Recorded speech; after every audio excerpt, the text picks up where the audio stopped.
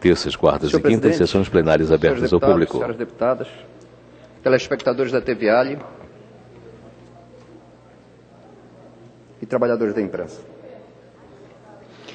Por coincidência, deputado Sinésio Campos, líder do governo, o tema que eu trago hoje a essa casa antecede uma audiência pública que ocorrerá no dia 19. É sobre o aeroporto Eduardo Gomes, que tem um papel fundamental, não só por ser essencial um aeroporto em qualquer grande cidade, mas por ser o principal modal que garante a sobrevivência e eficiência do polo industrial da Zona Franca de Manaus.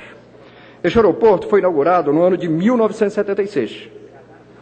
Passados 35 anos do aeroporto, ainda possui a mesma estrutura da época da sua inauguração, isto é, de 2 terminais.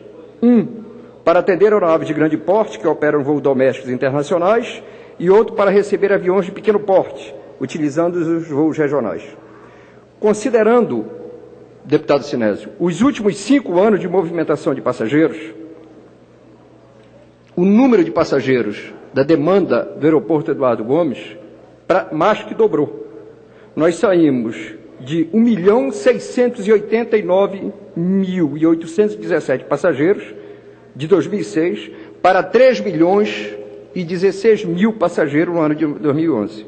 Apesar do crescimento incrementado anual na movimentação de passageiros, e como eu me referi, possuindo a mesma infraestrutura da época de sua inauguração, que isso demonstra um verdadeiro descaso no caso da Infraero, tendo em vista os transtornos de embarque e desembarque, e principalmente no que se refere ao terminal de cargas, causam à população de Manaus, aos turistas e principalmente ao polo industrial.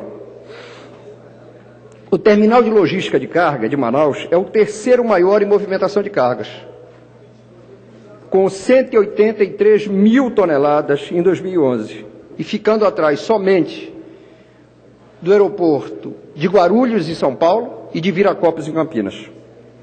A movimentação de importação foi de 52 mil toneladas, o que representa 10% de toda a movimentação dos aeroportos brasileiros. O terminal de logística de carga de Manaus é o maior do Brasil em movimentação de carga nacional. Em 2011, movimentou 125 mil toneladas, representando 37%. Para atender toda a movimentação de carga, em 1976, o terminal inaugurou um terminal de cargas, em 1980 inaugurou outro, e inaugurou em 2004 o terceiro terminal. Esta estrutura já está completamente saturada, tendo como consequência a liberação de mercadorias que deveria ocorrer em 24 horas e já chegou a demorar 15 dias, causando em prejuízo às empresas do polo industrial de Manaus de até 60 milhões de reais por mês. Em virtude de cargas mal armazenadas, expostas a chuva e sol, a Infraero chegou a erguer, deputado Sinésio, em uma área de armazenagem provisória com 2.500 metros quadrados. Este é o cenário caótico em que se encontra a nossa estrutura aeroportuária.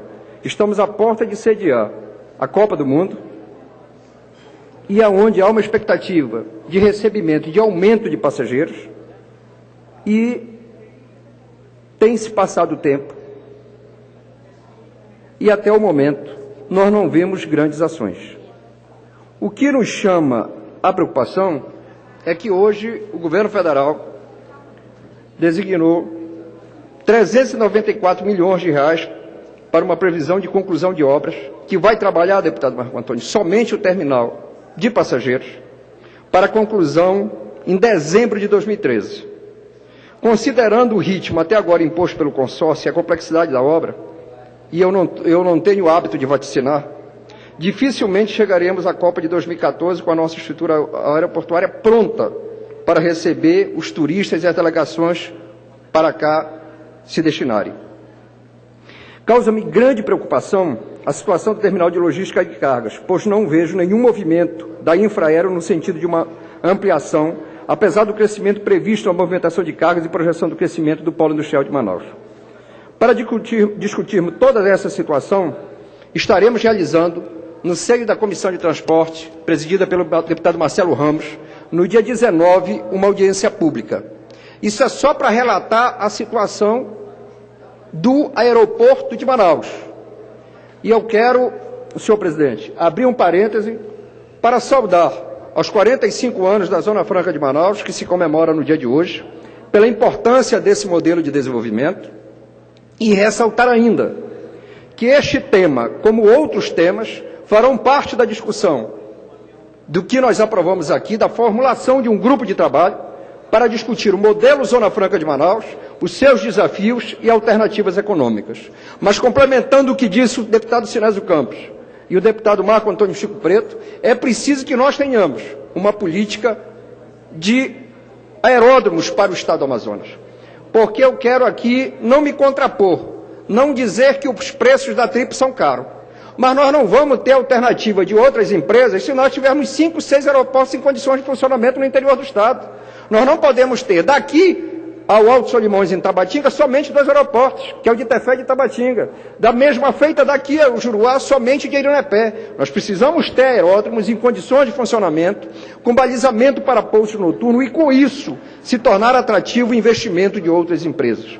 Senhor presidente, eu quero, além de ressaltar a participação e parabenizar a Zona Franca de Manaus por esse modelo, bem como ressaltar a implantação e a celeridade da implantação desse grupo de trabalho, contando com a presença de técnicos da autarquia, com técnicos desta casa, com membros da academia, com jornalistas, com os trabalhadores do Distrito Industrial de Manaus, com membros do Governo do Estado, bem como representantes da Federação de Indústria, da Associação Comercial e da Prefeitura de Manaus, que nós possamos apontar alternativas fora este modelo e que nós possamos utilizar dos recursos oriundos deste modelo para consolidar outras alternativas econômicas.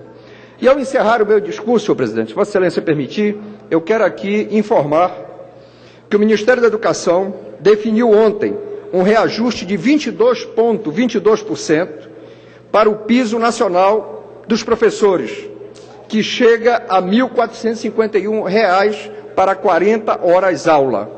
Isso é um avanço, não é o ideal, mas é um avanço, e desde já nós queremos nos manifestar contrário à movimentação que há na Câmara Federal, no sentido de barrar a formulação hoje trabalhada pelo Ministério da Educação, no sentido da correção dos valores do piso nacional dos trabalhadores da educação, dos professores, que quer corrigir pela inflação.